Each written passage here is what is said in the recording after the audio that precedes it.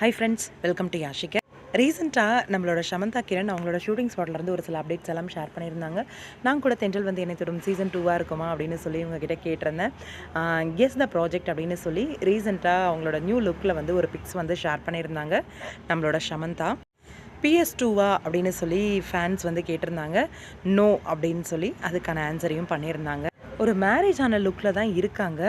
தென்றல் வந்து என்னை தொடுமா சீசன் 2வா அப்படின்னு சொல்லி கேட்டிருக்காங்க. இஸ் இட் அப்படின்னு சொல்லி கேட்டிருக்காங்க. நோன்னு சொல்லாமல் இஸ் இட் அப்படின்னு சொல்லியிருக்காங்க. அது மட்டும் கிடையாது, இன்னொரு டவுட் வர வைக்கிற மாதிரியான ஒரு அப்டேட்டும் கொடுத்துருந்தாங்க.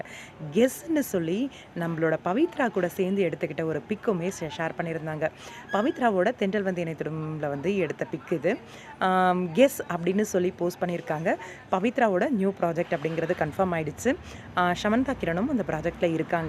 அது தென்றல் வந்து என்னை தொடும் தானா இல்லை வேறு ஏதாவது ப்ராஜெக்டா அப்படிங்கிறத பற்றி தெரியலை. ஆனால் 2 பேரும் சேர்ந்து ஒரு ப்ராஜெக்ட் வந்து பண்ணுறாங்க அப்படிங்கிறது கன்ஃபார்ம் ஆயிடுச்சு. நம்மளோட தர்ஷிகா ஐ நோ அப்படின்னு சொல்லி ஷேர் பண்ணியிருக்காங்க. You better know it girl அப்படின்னு சொல்லி தர்ஷிகாவை வந்து டேக் பண்ணியிருந்தாங்க நம்மளோட ஷமந்தா.